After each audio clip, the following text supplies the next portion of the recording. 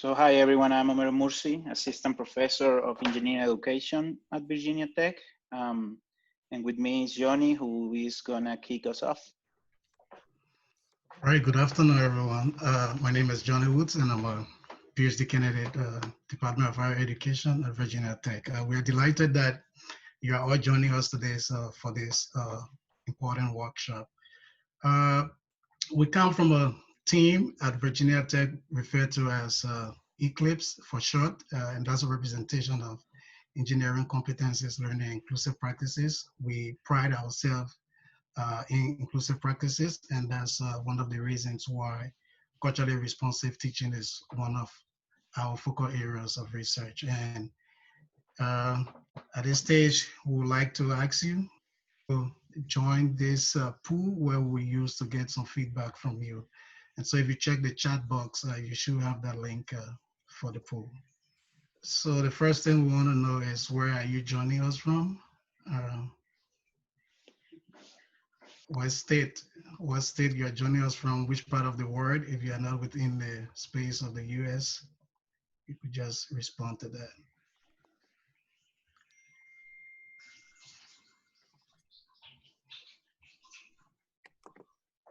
So let's make it easier for people in the US. Oops.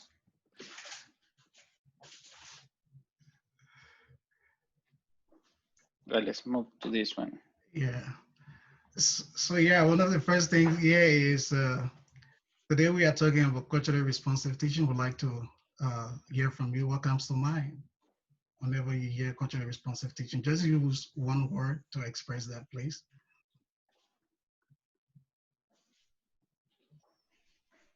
Okay. See, validation, inclusive care, awareness, relevant, pedagogy, important. And I see inclusive is getting a very high toll in terms of responses.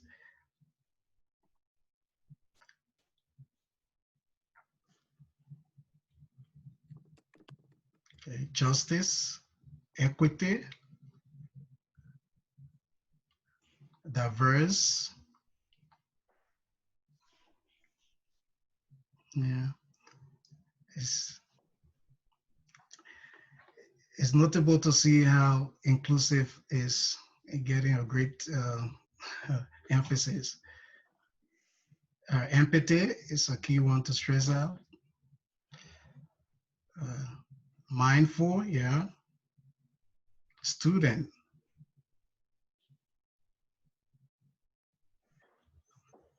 Okay, now we've got understanding from you. There are a couple of scholars out there that have talked about culturally responsive teaching. And from our perspective, we like to highlight Jennifer Gee, and basically who emphasizes intentional practices that we as faculty use to engage our diverse students. And as a result of that, we do this to ensure that the backgrounds of students within our classrooms are recognized to help us project our teaching in a way that it promotes success for the students. So now we've done that. The next thing we'd like to do, we're actually to use the chat room just to share with us what are the worst examples or experiences that you've had as regarding culturally responsive teaching. I mean, what's the worst examples? And usually, I mean, we are referring to bad practices, things that you think are anti-CRT. You could use the chat box and just log that in. There are some examples coming. You are not as smart as the other Guyans I know. Yeah, racialized microaggressions. You are not smart as the others. Arrogance. Arrogance. Yes. Yeah. Assimilationist practices. Yeah, that's a very good one. Quote from professor: if you don't start contributing in the research group, you will never make it as a PhD student. Yep, really hard. Yeah. You're here because of affirmative action. Yeah. A big one. Making a test multiple choice instead of short answer for the Black students to make easier for them. Yeah, that's really hard. I feel that also sometimes humor, some faculty members that try to use humor in the classroom, we need to be very careful because that can go really bad. And in my experience, it always have gone bad.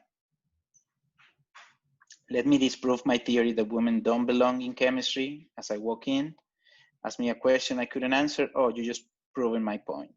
That's harsh. Requiring a lot of expensive equipment, textbooks, yes. Quote from professor, when something goes wrong, must be because you're a woman, and you can change women by any other different groups of people. I've heard about Latinx people and can go on.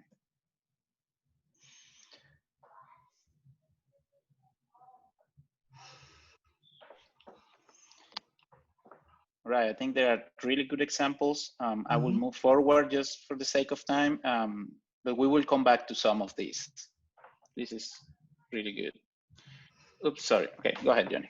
Yeah, and it's important. I mean, some of the things you've highlighted already demonstrate why CRT should be of significance to us, because classroom spaces have become overly diverse, and we need to realize that there are internal differences in terms of culture.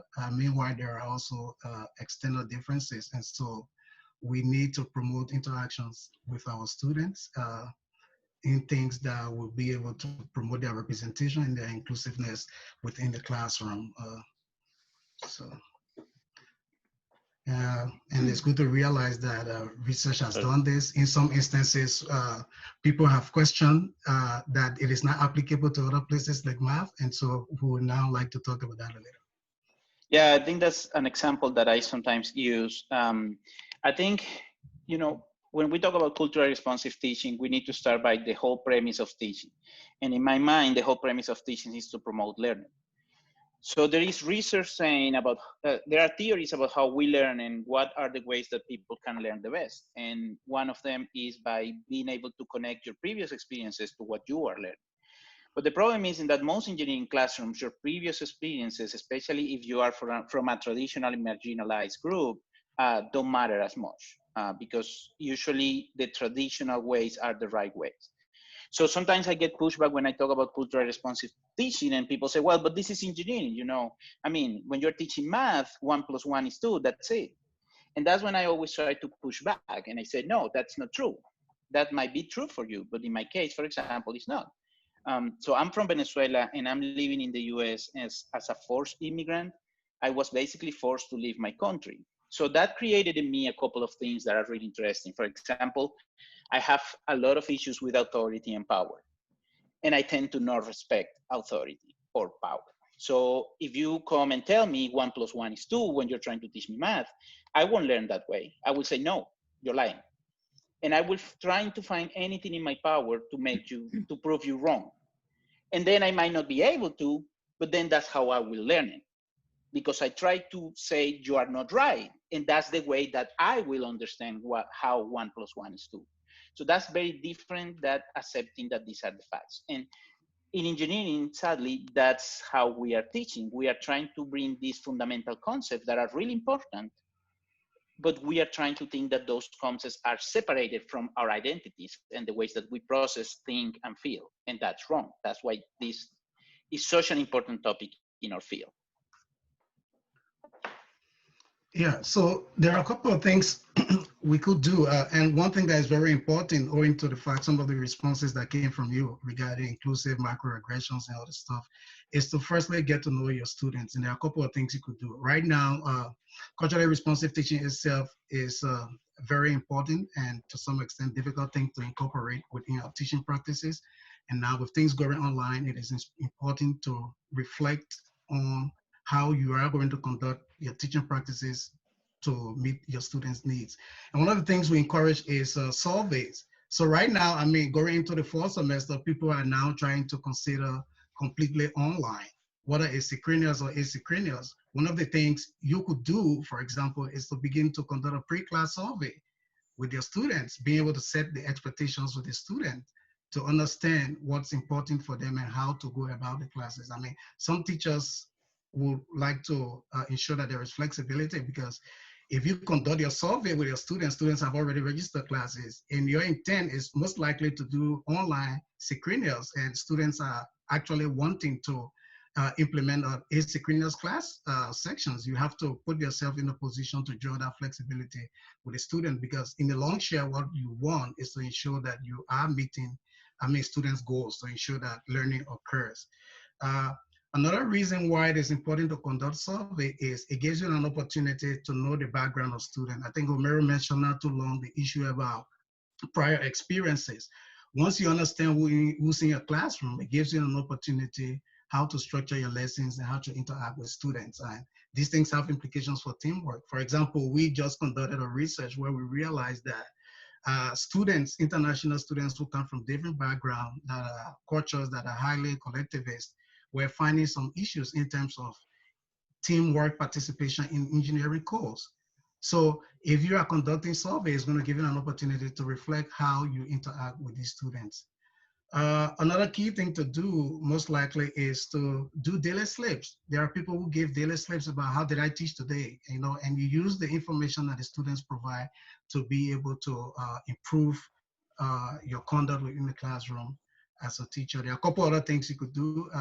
For example, ensuring that when you give assignments and what have you, that the students have opportunity to present a first draft to you, and most likely those first drafts are not necessarily to be graded, but it's an opportunity to give the students some level of improvement, and you as a faculty provide feedback to those students. Yeah.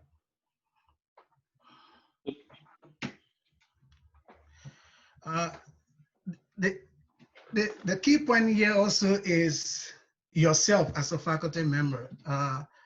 Culturally responsive teaching comes with some discomfort, if I may put it that way, and some faculty members are cautious not to engage into what I would say critical discourse within the classroom. And once you're asking students to expose themselves to certain things, I mean, you as a faculty must be willing to create that familiarity to reduce uncertainties. And one of the ways to do that is to be honest with your students. You have to present self-disclosure of who you are. I mean, I remember I was in a classroom with Homero, and he revealed his background. I'm from Venezuela. I'm an immigrant. I'm sorry, my accent is not going to reflect how you want it to be, but again, that's my accent. So things may not sound to you the way you want it to be, but if you have issues, just please reach out to me of anything you're not understanding. So trying to create that familiarity within the classroom, it breeds trust with the students, and is very important how the students relate with us.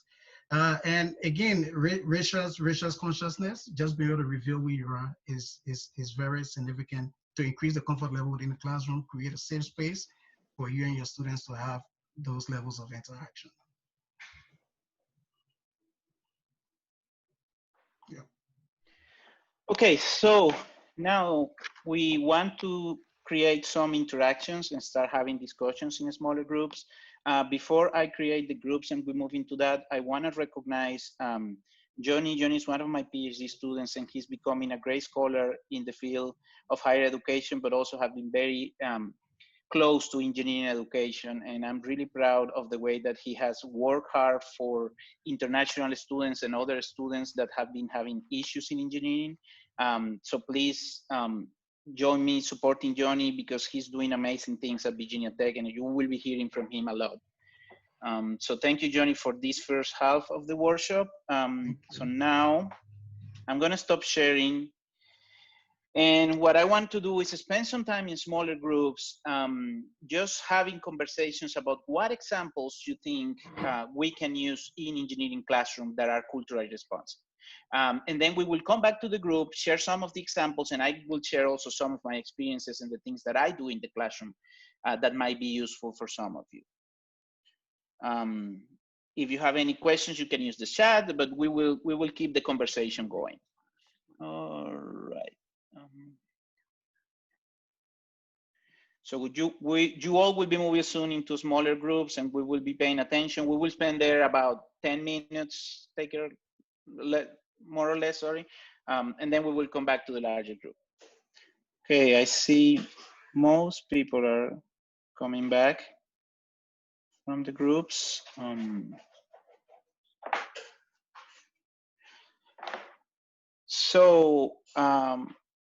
I was in one of the breakout rooms and it was great to listen to some of the examples. I wanted to open the floor and see if people wanted to share about, in general, some culturally responsive teaching practices that you have experienced or that you think are going to be good. We didn't focus too much in the online and the current situation we're experiencing, but we will have time later in the workshop to focus on that. But just in general, what are some of the culturally responsive teaching practices that you have either implemented or that you know that can be beneficial? So for example, one of the things we discussed in our breakout room was to bring art or music as a way to understand and recognize students' backgrounds and where they come from, and finding ways of connect and implement that into the conversations happening in the classroom. So that's one thing, but I wonder if anyone else has any other thoughts. You can either use the chat or unmute yourselves and feel free to just comment.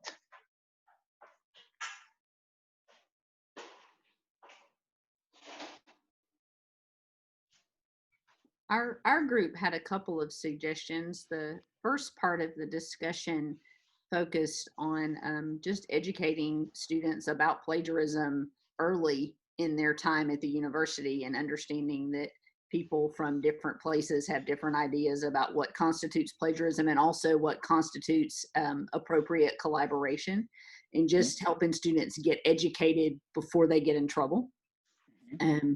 We also talked about bringing current events into the classroom and how you can do that in a way that's meaningful. And one example had to do with letting the students suggest topics to discuss. So rather than having the professor say, we're going to discuss X, give the group some time to brainstorm and come up with their ideas, and then vote on what they want to talk about for the day. So great points. Thank you, Kim. Anyone else?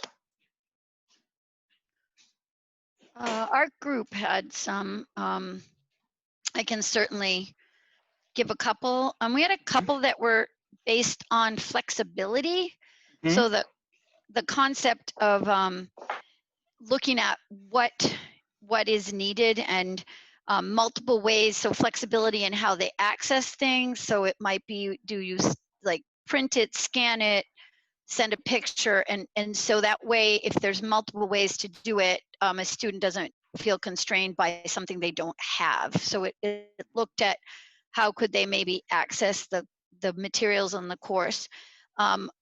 Flexibility, and like I had my students give presentations, but it was like, as long as your group is presenting, I'm going to let you select how you want to do it. Do you want to make a video? Do you want to present live? Do you want to do a voiceover, PowerPoint, that kind of thing? And so that way they could figure out what works best for them, or flexibility in even allowing for like a free pass, an assignment that you get one assignment, right, you don't have to do, that kind of thing. Like with you don't have to come up with a reason. Maybe they earn that, or maybe it's just a free pass, and trying to build in so that they know you have that outlet. So those were some of the flexibility things that our group came up with, which I thought were really helpful. Yep, those are really helpful. I really like them.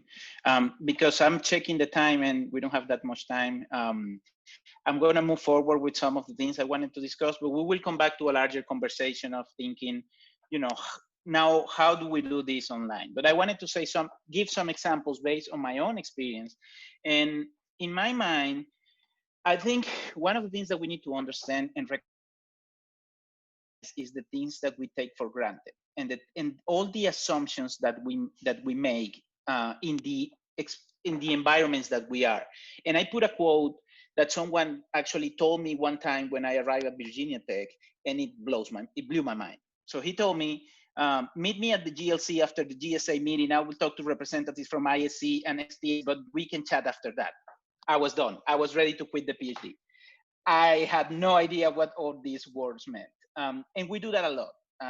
If we reflect on it, we do that a lot. And we need to understand the type of students that we have in the classroom. And again, sometimes and I include myself because I've done it in the past, sometimes we make a lot of assumptions about the things that are, I, I want to give another example about the knock-knock jokes. And this is, I moved to the US in 2012, I think. And everything was new to me, right? And I have a son that started school in the US. And he came from school one day, he was little, I think he was pre-K or something. And he said, "Hey, Dad, I have a joke." I said, "Oh, nice." And he says, "Knock, knock." And I'm like, "So that's the joke?" And he lost it, right? Well, that's not. And then someone explained to me, "No, when they say knock, knock, you need to say who it is." And so he came back and he said, "Knock, knock." And I said, who is this?" And he said, "Chicken" or something. And I'm like, "Oh, that's really funny." And because I didn't know the second part of that, right? So, I mean, I remember this big drama just because I couldn't understand how to do jokes. But in my mind, those are no jokes. It's not funny to me. And it's because the way my mind is structured. So I have a lot of examples just like that of things that I'm pretty sure when I say knock, knock, you will respond something to me because you are wired that way. But most of our students are not wired that way. And they might not, even if they are from the US, they might be in different backgrounds, in different cultures where they experience things differently. And sometimes we tend to bring our own experiences, which is not bad, but we also need to recognize that's not the rule. And I think that's one of the most important aspects. When we think that our experiences and especially the experiences that we have with the recognition of power is the rule, we are creating a problem for those students that have not experienced or have had a negative experience with the current position of power. Especially because universities are institutions that have systems, and the systems were created in a specific way that did not recognize people from other backgrounds. And I think that's one of the important things that I really want to highlight when we talk about culturally responsive teaching. So I want to give you another example that really, it's really something that I never thought about it, but it became something really powerful to me. So I teach engineering, foundations of engineering, and we have a class on design. And I made, fun things for them just to think about design and engineering. So one time I told them, okay, we have this product that I'm going to show you in a minute, and I want you to improve this product. So everyone in these teams, you are a group of engineers and you are in charge of improving this product. So we are very successful in the United States, and now we want to be the number one in North America. So basically our product is going to go to Canada and Mexico. Before doing that, I'm letting you do one improvement to the product, just one thing. And then I show the product. And this is the product. Something that some kids use when they cannot reach the sink to have access to water. And then we have these discussions about, okay, then we can make it bigger, we can make it smaller, we can make it as an elephant, we can make it from materials that are biodegradable, and we can do all these amazing things, right? But one thing that happens that is really fantastic is that in every team, when there is an international student, they will say something like, well, you need to put a filter. Or even further, I have had some students saying, you cannot sell this product in Mexico, for example, because then you will teach kids that drinking tap water is okay. And in many countries, that is not okay. You just don't drink tap water. So it really pushed the assumptions. And then I had this quote from one student in one of the end of semester surveys that really told me the importance and how powerful these things are. So he said, it was the first time my teammates realized I could bring something, but talking about this exercise, obviously. It was the first time that my teammates realized that I could be something to the table. They realized my views were also important, and I felt for the first time recognized as a student. So imagine how powerful this is, that we have students in our classroom that can go entire semester without feeling that they are a student, that their views are important, that their views are valuable, that they can bring something into the conversation. We create teams in engineering to develop these amazing design and products, and we don't sometimes recognize that there are people on those teams that can create amazing products and their voices are being completely shut down. And they can go like that for an entire semester without faculty, administrators, or anyone realizing that that is the case. So we really need to do something about this. We really need to start changing these practices. We really need to understand how can we value all these experiences. And in my mind, the way that we do it is, it is important to have conversations, and it is important to have bring current issues into the classrooms. I will say yes to all that. It is important to recognize the importance of diverse views. I will say yes to that. But I think that as educators, we have an even more important role. We need to be intentional about showing the value of these things. It's not only about the students having an understanding that there are different groups of people that think different. It's about understanding that there are groups of peoples that bring values. We need to move away from the deficit and the misrepresentation discourse into asset-based pedagogies, where we actually incorporate the value of these people into the topics that we're teaching in our class. And I saw a couple of great examples, for example, in a statics class. Calling you out here, Ben. So anyway, I want to give you another example of what this is an interesting example about what one student I had in the first year program. So Mark was a very interesting student. His views were really, really, really different to my views. And I remember one of the first days in the classroom. So one of the things that I do is I ask a lot of questions, and I will give you my before semester survey if you want to use it, but that's what I do. I collect a lot of data before the classes start, and I spend a lot of time trying to learning who my students are and understanding where they come from and understanding some of the things that they decide to share with me. And I remember in one of the first sessions, I told them, you can call me however you want. You can call me Homero, you can call me Dr. Mursi, you can call me Dr. H, you can call me however you want, because I want you just to feel comfortable talking to me. And this student stand up and said, no, you're wrong. I said, excuse me? You are wrong because I think this is disrespectful to the engineering profession. So, oh my goodness, that is the first one. So he basically said that the engineering profession was a sacred profession and we needed to have codes of respect. And that he was gonna call me Dr. Mursi because that's what it was supposed to happen. And I said, well, sounds good. You can call me that. Everyone else can call me however they want. And I had two options there. One option was to just shut him down and, you know, argue with him all the time about his ideas. Or I had the option to, even when we see the world very differently, I could try to help him understand the value of others' views and also recognize his own views. And this is a note that he sent me at the end of the semester that I think was really funny and interesting. So he said, thank you for being an amazing first year engineering teacher, Homero. Which for me was that click moment of, okay, the transition happened. And then he said, your professionalism and mutual respect you have for your students goes a long way. And I think this is one of the key points I want to make. When we do these things, it's not about making the students happy or do things for them so they feel better. It's about developing a relationship of professionalism and respect where we respect each other. They respect me as the leader and my views, but I respect them as the learners and their views. And when we create these relationships, then we create these environments where we not only are learning and developing very productive conversations, we are also having fun and having our experiences being involved in the classroom. So in my opinion, it's a win-win situation.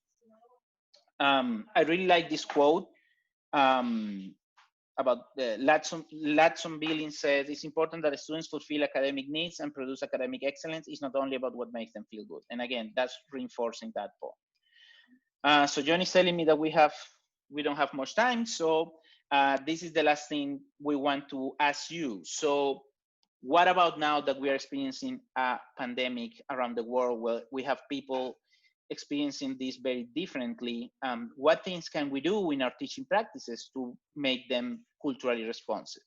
And especially considering that a lot of universities are saying, yeah, we will do partially online or we will do fully online, assuming that all the students, one, have access to internet, and two, have access to good mental health support. So I think there are a lot of assumptions out there about our students. So let's take one step back. What can we do? And you can share or use the chat or whatever you create.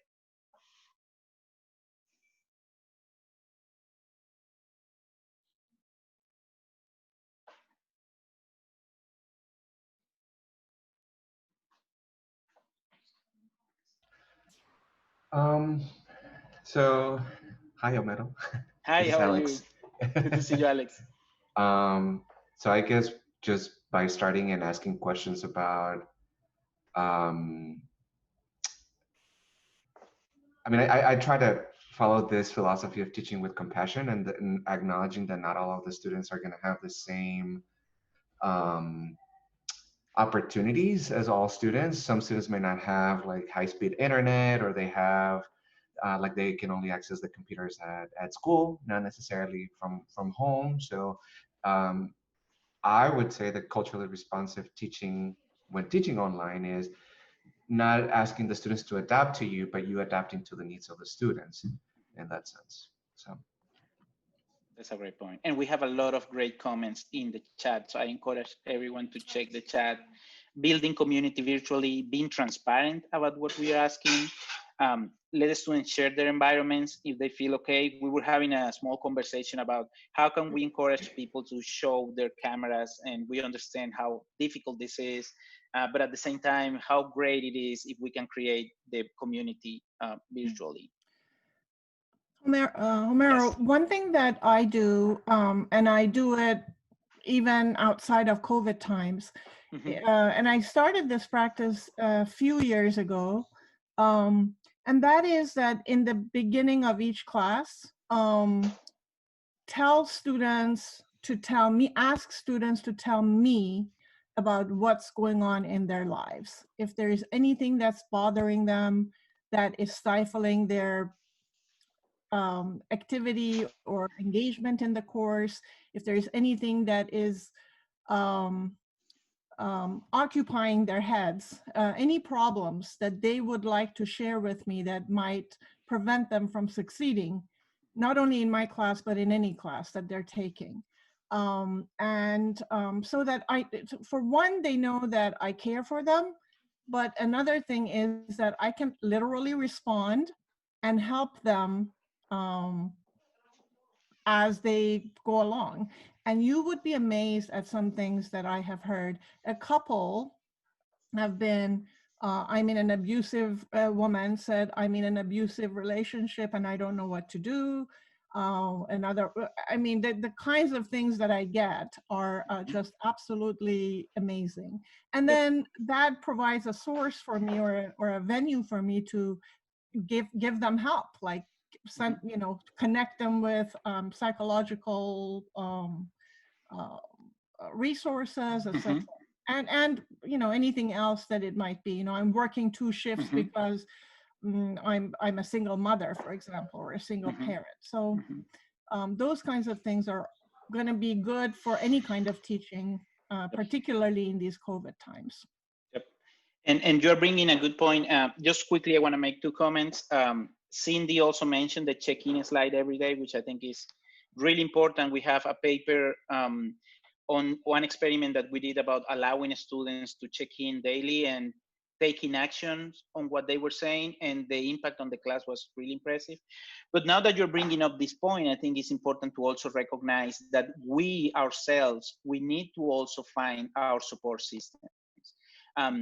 We are experiencing a very complex time, and we are emotionally charged in our roles right now, more than we used to be before. Because like what you said, students, I have similar experiences where students have shared with me very unique situations, but I do get that emotional charge, right? And I keep accumulating those emotions. So I think it's a good opportunity also to remind everyone that we need to find the resources for ourselves. We need to be aware of our mental health, and we just need sometimes to debrief and take a break, because it's really important that we will be experiencing more of this as we move forward. So before, so we have 5 minutes left. I wanted to let you know that I plan to end on time at 2, sorry, Eastern, being conscious of your time, but I will stay around for a little bit if you wanna, ask questions or keep the conversation going, but just letting you know that in about 5 minutes, we're gonna be ending. Ben made a comment on modeling our own self-care behaviors and practices. Also agree. There are a couple of other comments in the chat. Rebecca said finding a way for students to log in to class from campus if they have back online and in-person classes. Flexibility on everything we can. That's Scott. Thanks, Scott. Check in on students regularly and individually on anyone that misses assignments to find out how to help them succeed, which I agree. And one of the things that I want to share from my experience last semester, I start asking them how things are going and please share with me, and they were not responding, which I think it was interesting. So one thing that I did, assign 2 or 3 points homework task, and the question was, how are you doing? How can I help? And because it was a homework, they, I don't like to trick them into these things, but I felt it was important because of the experience we had last semester. And that was a way that I could get some responses. And actually, it was really impressive, some of the things that the students were experiencing. So I agree. Flexibility, like Alex said, compassion is so important, and just being human. We are all experiencing this together, and we need to recognize that. This is not a traditional semester. This is us as educators trying to move our field forward during a global pandemic that is affecting all of us. So we need to recognize that in everything that we do. I don't know if anyone else have anything that they want to share. Any last comment, last takeaways? Thank you so much, all of you, for joining. We really appreciate you being here and sharing some of your experiences. Oh, and also I shared the link for the slides before I forget, and we share at the end some resources on some papers and some websites if you wanna, find more information. But also feel free to reach out to me or Johnny. We love to talk about this. We've been doing it for a while. And we also love to have conversations around how to improve engineering education, make it more inclusive. And the slides will be on the website? Yes. Okay, thank you. Is that the CDEI website? Yes, and we are preparing a blog post on this workshop, so there will be more information there. We will share widely. I'd love to get a copy of your pre-class survey, Homero. Yes, the link is there on the slides. Oh, let me paste the link here as well in the chat. Oh, that would be fabulous. Absolutely. Homero, the link Yes. indicates that we need to have access, and I'm logged into Google, but that's apparently not enough. So I don't know if you need to change the permissions on that link. I probably need to change that because I put the survey together like 1 hour ago. So I will go ahead and do that right now as well. Thank you. I'd love to be able to use it. Yeah, I get the same error. Yeah, I'm really excited to see what this is and look into it. Okay, so it should be good to go now. If someone can check, that would be fantastic. Yeah, it seems to be working now. Thank you. Not a problem. Thank you all for coming. Does anybody else on the call have any questions for Homero or Johnny? Yeah, I think Sandra wanted to have a. Oh, okay. You want to share in the group, or you want to do it privately? Yeah, it's just kind of maybe a rhetorical question, just to get feedback and process some of these things. So a lot of the things that, like, suggestions that were talked about, I employ a lot of those things, but then I don't think it's safe to conclude that therefore my class isn't biased in some way. And I don't know, like, what other things can be done. Like, I've tried to kind of reflect on the practices, because first of all, I teach psychology, research, and statistics, and this was referred to me by a colleague who is a professor in engineering and psychology, and she does human factors. But I wondered, the one thing that I felt is that I feel that some students are easier to be open with, and I feel that I may give a lot to some students because they're more open, or there's a more personality kind of dynamic between us. And then there's some students where they just feel a little distant, and then I don't know how to engage them. I don't want to be intrusive. And I kind of don't know, because I've had that experience too, where I've been too intrusive, and then the students upset, and they're fine, and now they have a bad experience. So I just wondered what your thoughts are, because some of these things aren't just like things that you can tick off. Okay, I do this, I do this, I do this. They're dynamics that it's very hard to pinpoint and talk about. So I just wondered your thoughts. Yeah, so that's a great point, and I'm gonna say a couple of things that are coming to mind. I think the most important aspect here is awareness. So let's start by that, right? Like you said, I completely agree. Not because we do all these things, it means that we have a great unbiased class. That's not the truth, right? It is our own self-reflective practice of awareness and recognition of the things that we do every day. So for example, I've been teaching for 15 years now, and I still, to this date, I keep a teaching journal. Every single time after I finish a class, no matter how big or how small, I will go to my journal and write down what happened in that class. You know, and I keep reflecting about those practices. I keep reflecting about what I said. I keep reflecting about how others could understand the things that I'm saying. So one big space is that one, right? It's awareness. The other thing is, it is really important that we create spaces to have individual connections.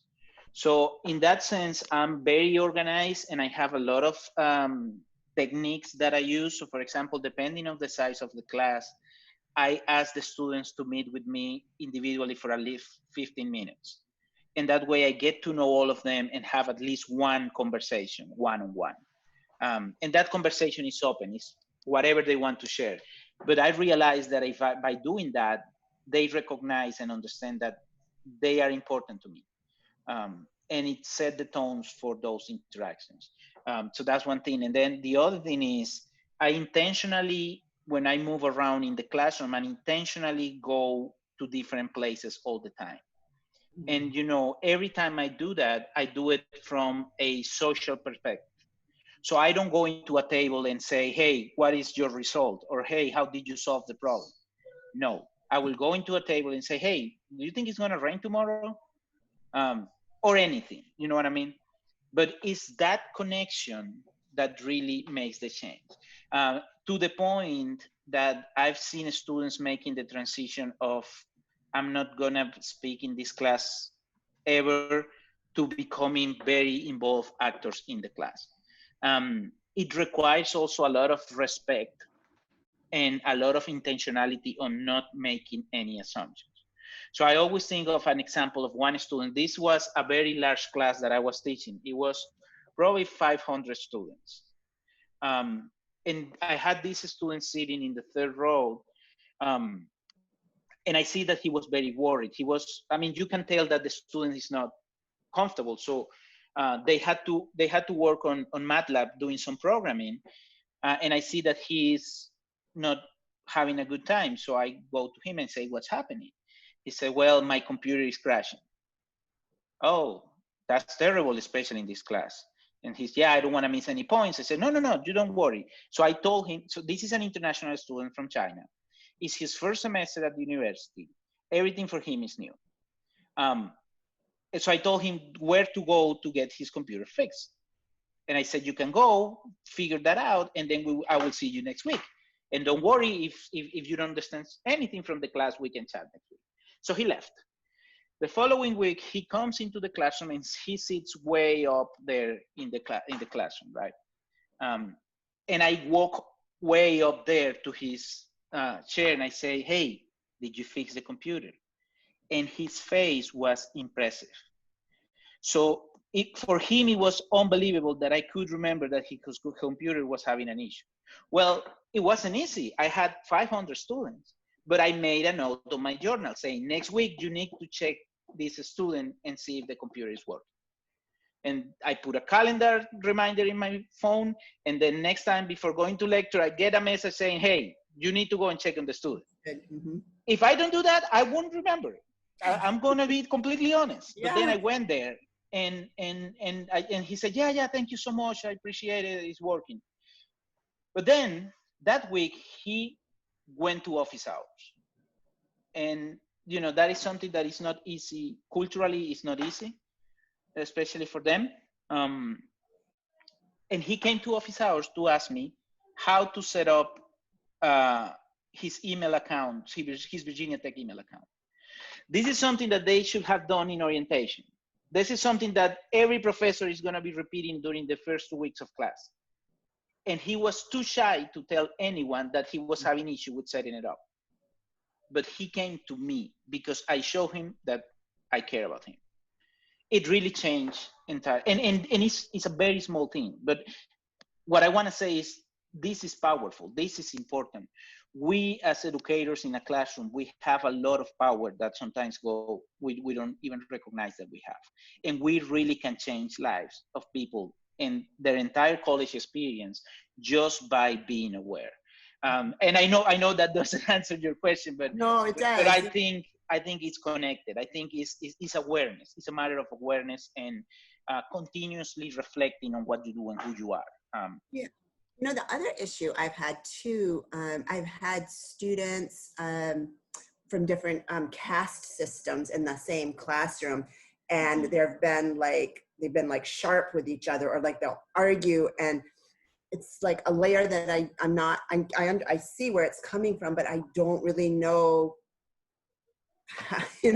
how to respond to it. I might try to just, like in this one instance, just deal with, it was a group project, come to a resolution of whatever they were arguing about. But I didn't know what to do beyond that. And it was like really clear. One of the students was they're both from India, but one was from a very like high caste system. And she really had no problem putting the other student back into her place. And then the student would kind of conform. And I didn't really know what level of depth I should be engaging with that, but I did observe it, and I've observed it, in other classes too. That was interesting. That's interesting, and it's always tricky, right? Because, sometimes. So one of my the research interest is on teamwork, and I've been doing a lot of work on teamwork. But it's interesting because there are places where best teamwork practices don't align with my other research on inclusive pedagogy. And sometimes you need to make those calls, right? Because, if you go to the strict research on teamwork that says that pushing the students through difficult projects and making them work with people that they will feel uncomfortable is good because they will learn how to operate in the engineering profession, right? Which is true to some point. But then when you think about some of the situations, I have to change my hat and say, no, actually, I need to start reorganizing teams because I don't want any student to have a terrible experience in my class just because I want to teach them teamwork, all right? But the other thing that I think is key every time something like this happens is that I'm very honest. So every time I go into the classroom and I make decisions, I just don't make decisions for the sake of making decisions. I will be and Johnny was my student, and he knows the type of things that I will say and share in the classroom. I will go and say, hey, this is happening. This is the situation. I don't know how to deal with this. I don't have the tools. I don't have the training. I want to be completely honest, but I want you all to have a good experience. That's why I think the best decision is to dissolve this group. And, and of course, I'm not going to share specific about something going wrong in a team. I might do that with the team. But the problem is that sometimes people are so obsessed with assessment and grades that they are so scared of changing anything in the classroom, right? Like one time I told a team, you know what, this is not working. You all are gonna do 1/4 of the project, but you're gonna do it individually. And they were like, what, is that possible? Well, it's not, but it is right now because I don't want this to continue. Yeah. But for some people, that is unacceptable, because if we have the team project, they need to finish the team project. Well, we need to be honest about what is important. Is it important that they get a grade? Is it important that we follow the syllabus step by step? Or is it the purpose to promote deep learning? And again, like I said at the beginning, research has said that we cannot promote deep learning when students feel unsafe, when students don't feel comfortable, and when they feel that their experiences are not valuable. We just can't. The connection won't happen. So we really need to be honest, right? And that's why that is how I open the door when I go into the deeper conversation of, yeah, let's don't do testing. Let's don't do all these things that are just anxiety generators and are not bringing me any information, reliable information back to me. But that's a larger conversation that we probably won't have time to have today. But again, I recognize the complexity of these things, and I think honesty in the classroom is a really, really powerful tool. Thank you. No, you're very welcome. Thanks for sharing. Any other thoughts or comments? Anyone? No, just thanks for that conversation. That was very insightful. Thank you for joining. It is. It's nice just processing these things and kind of just discussing, because sometimes just in the process of discussing, we get an answer to the question, and it's never just concrete. You know, sometimes there's shades to the answer and ambiguities, and sometimes those ambiguities in the classroom are scary. Yep, they are. Oh yeah. Like you just don't know what to do. Yeah, but you know, I think it's part. I teach a class that is contemporary pedagogy, and every time I go into that class, I say I have been teaching this for many years, and I always feel nervous. And the way that I know the class is going well is because you make me feel uncomfortable, and because I'm feeling nervous before a session. And I told them, you know, the day that I don't feel nervous before going into teaching a class, that's the day I know I need to change the class or quit my job, because that is the respect that I have for the profession, and that is the respect that I have for the teaching practice. I need to feel nervous. I need to be expecting that this really needs to go well. And that's a long life commitment in my mind. Lifelong, not long life. Sorry, I'm still figuring out English, so stick with me. I really enjoyed your discussion and conversation today, because just in unpacking things, we get answers that there aren't easy or simple or one size fits all. Like, because there's part of me that wants like a checklist, which I guess can be helpful just to, you know, to prompt to not forget something. But if you get too rigid about, okay, you have to follow these 10 things and now you're culturally aware, you kind of miss the point, and you might have a good class and maybe you didn't hit everything on the checklist because you didn't need to hit everything on the checklist. But I'm seeing like my colleagues, they make me nervous too, like getting really like super like obsessed with things like that, because they don't know what else to do and everyone's anxious right now. Yep, I feel you. Everybody's scared and everybody wants to do good, I think. And how do you know? How do you know if you're doing the right thing? I think there just has to be a balance, because you can't just implement everything at the same time, and context varies. And so I think that's why it's important to understand the students. The first thing is to create the awareness by understanding the students in your classroom, because I believe that is the background that provides you an opportunity to determine your own responsibilities and how you are going to conduct the class. So it's first important to recognize who's in the room to be able to make that determination how you are going to teach.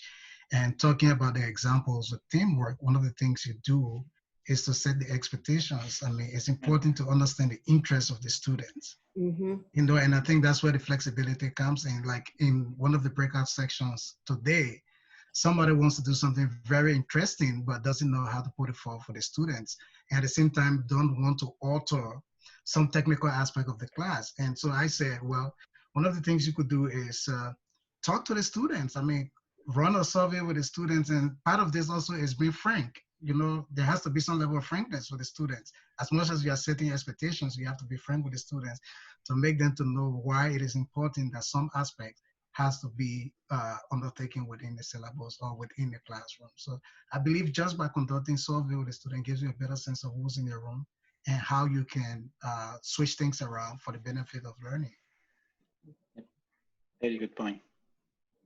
Sometimes too, just the way the classrooms are arranged, like there's one classroom and I hate it because I do group projects and I hate it when they assign me to it because it's a very traditional, I always feel I get bad evaluations in this classroom because I do group projects, and just the way the layout of the classroom kind of contradicts what I'm trying to do. So there's always this double message. The seats are set up this way, but yeah, so there can be other kinds of factors to that influence. But I also feel if I am like humble and warm and do my best so that they see I'm, warm and being open, that goes a long way. And then somehow like forgiveness too, like people talked about one freebie assignment. So like if you're forgiving and show grace to them for whatever reason, they'll also reciprocate it back. And then I teach them in their groups to show that to one another too. We're all human and we're here to learn, but we're human, first. Yep, absolutely. Fully agree. But I don't know sometimes like how to explain to other people or administrators. Like sometimes I feel like the administrators want that checklist, and want everything quantified, and they can sometimes be dismissive of some of these things. So I've learned to kind of not always talk about them, or be careful or selective of how and who I talk to about them, because sometimes people receive them or hear them differently as well. Yeah, it's a process. It's not easy. It's I do a lot of radical classroom interventions, and sometimes when I start, that at least the first semester that you try something new, you will get impacted, and it's so difficult to make administrators understand that maybe my evaluation this semester won't be as good as it used to be, but because I'm trying this very radical thing, but in the long term it will work. And it's a really difficult conversation. But that's like the hypocrisy. Like sometimes I feel too like we're put on the front lines, and there's let's assume that we're all well-intentioned, right? Let's not assume that there are people like overtly trying to be biased. Let's just assume like we're all good intention. We are going to kind of like mess up, and we are going to need support to actually do the work. And I don't feel that from an administrative perspective we're always given that. And this is also, we're at the tail end of a social problem. Like all these dynamics we're seeing have nothing to even do with our pedagogy, with us. They come this way, and a rubric or a checklist or a new assignment prompt is not going to solve these larger issues, Right. Yeah, there's way more than. And they can kind of hide behind us too. Like when they don't want to put resources and then put everything on the instructor too. And there's like uncomfortable hypocrisy there. Yep. That's my observation. It is a sad reality. All right. Well, it was really nice to have you. Thank you, Bree, for hosting us today. Really appreciate it. No problem. Thank you so much for coming. We really appreciate you taking the time to facilitate this session. I know I've been looking forward to it. Yeah, this was awesome. I so appreciate this opportunity. Thank you so much. Yes, thanks a lot. Anytime. And if you all want to come back, please let us know via the part 2. Absolutely. And if you learn something in the fall that we need to know for the spring, just let us know. We're ready. We will. All right. Have a good one. You as well. Bye.